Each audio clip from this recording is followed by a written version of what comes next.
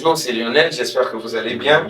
Depuis un certain temps, on s'est entendu, on a eu l'inspiration, il faut le dire, et j'ai une personne particulière par rapport à ce mot inspiration, elle va se présenter, elle a sa caméra, jeune épanouie, se donne quand même le droit d'être la lanterne qui va normalement éclairer vos champs de vision, éclairer votre compréhension du monde, mais aussi vous permettre de faire des sauts en avant.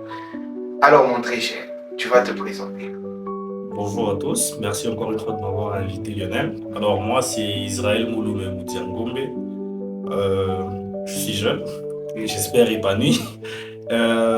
J'ai un diplôme de médecin. Je n'aime pas me dire que je suis médecin. Ben écoute, ce monde t'impose de te donner de la valeur. Non, Et parmi les choses qui te valorisent, il y a ce diplôme. ce n'est pas simplement à cause du diplôme, mais simplement parce que je me dis que je suis capable d'être plusieurs choses. Plus que ça.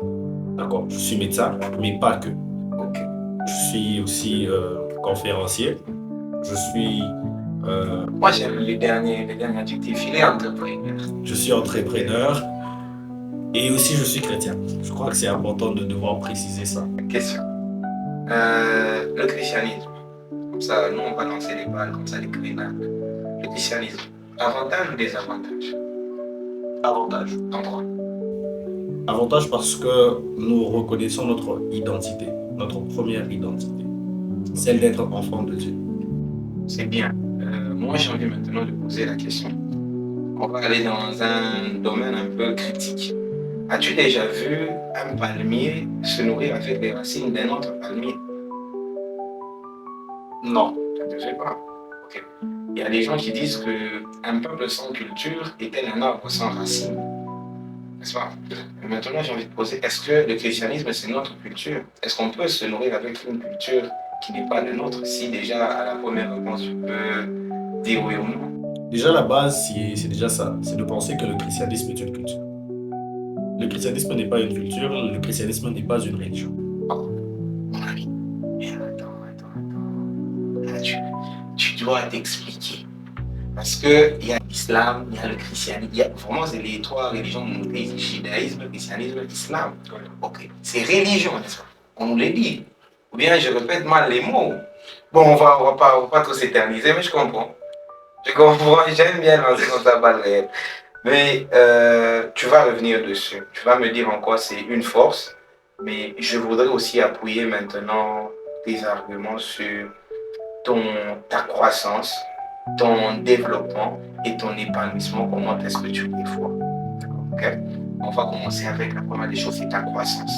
Tu vas nous parler un peu de ton parcours et de comment est-ce que tes bases t'ont permis d'en finir avec ton apprentissage académique, même si l'apprentissage continuera, mais ton apprentissage académique. Alors, mon apprentissage, mon cursus, j'ai commencé comme presque tout le monde à l'école maternelle, j'avais 5 ans. Ensuite, je suis allé à la plus grande école, en RDC. Pour moi, je tiens et je souligne encore. La plus grande école. Et pour moi, je tiens et je souligne le collège Gimara, dans lequel j'ai fait mon cursus primaire et secondaire. J'ai fini avec 61% aux examens d'État. Et ce qui m'a permis de faire un choix. Mais là, je voudrais que je puisse détailler. J'avais 2 options. J'avais l'option de faire la médecine, un rêve d'enfance, mais j'avais aussi l'ambition de devenir un peu comme mon père qui est commerçant et je m'étais dit que je devais faire aussi l'économie. Et je pense que en fin de compte, j'ai fini par choisir la médecine qui était quand même un rêve d'enfance, qui était vraiment ancré en moi. C'est là au fait aussi que en première année, c'était dur. Ça, c'est sûr que c'était dur. Première année à l'université, je pense que pour beaucoup de personnes, quitter un système un peu trop carré, à l'école secondaire, il faut enfiler, il faut porter des chaussettes, des chaussures noires, aller dans un autre système qui était beaucoup plus ouvert, dans lequel il fallait être discipliné personnellement. Il faut souligner que ce fameux grand collège, il est complètement masculin. Complètement masculin. Tu te retrouves à l'université. Tu te mets avec des filles, tu parles avec des filles. Dans ce temps-là, tu ne sais pas comment t'y prendre. Tu deviens le garçon gentil. Mais attends, docteur, j'ai envie de poser la question. Comment tu gères? Jusqu'à aujourd'hui, je n'ai pas encore su.